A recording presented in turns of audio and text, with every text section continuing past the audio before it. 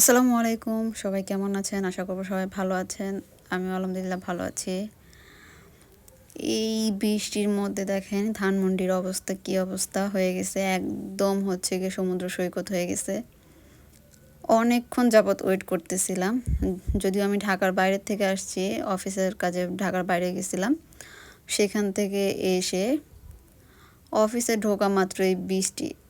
তারপরে যাবতীয় কাজ সম্পূর্ণ শেষ করে ওয়েট করতেছিলাম যে বৃষ্টি কখন থামবে, কখন বের হব। কিন্তু কিছু করার নাই, দেখতেছিলাম যে বৃষ্টি থামতেছেই না, উল্টো আরও রাস্তা ভর্তি পানি হয়ে গেছে।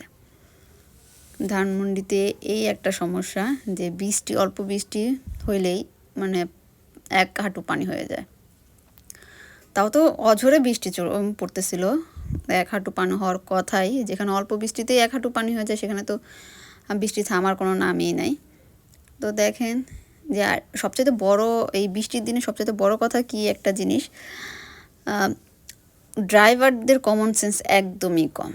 যে পানি দেখা যে মানুষ যে ফুটপাতে দিয়ে হাঁটতেছে তাদেরকে দেখা যে একটু স্লো করে চালাবে, সেটা তাদের মাথার মধ্যে থাকে না। তারা কোনো রকম পার হইতে পারলেই হয়েছে, মানে তারা গাড়িতে আছে, মানে একদম জানোই তাই পেয়ে গেছে। দেখতে পাচ্ছেন যে বৃষ্টি ঝিরিঝিরি বৃষ্টি হচ্ছে, বৃষ্টি কিছুটা থামছে, তারপরও মনে করেন যে আমি হাঁটতেছি, এখনও পর্যন্ত গাড়িতে উঠতে পারিনি, ছাতা নিয়ে হাঁটতেছি। কি করব? এই বৃষ্টির মধ্যে গাড়ি পাওয়া খুবই মুশকিল, একদম সমুদ্র সৈকত হয়ে গেছে। আমি ফুটপাথ দিয়ে হাঁটতেছিলাম। তারপরে যাই হোক অনেক কষ্ট করে আসলাম একটা সিএনজিতে। বাবারে বাবা, দাঁড়ায় থাকতে থাকতে সিএনজির কোনো খবরই নেই। অবশেষে সিএনজি পাইছি, উঠলাম সিএনজি। বৃষ্টি দেখলে হচ্ছে গিয়ে বাংলাদেশের মানুষের ঈদ লেগে যায়, ঠিক আছে? আর এই বৃষ্টির মধ্যে সবচেয়ে বড় কথা, এই বৃষ্টির মধ্যে বিয়ে থেমে নাই। দেখেন সিচুয়েশন যাই হোক না কেন, বিয়ে মানুষদের করাই লাগবে। বিয়ে হচ্ছে।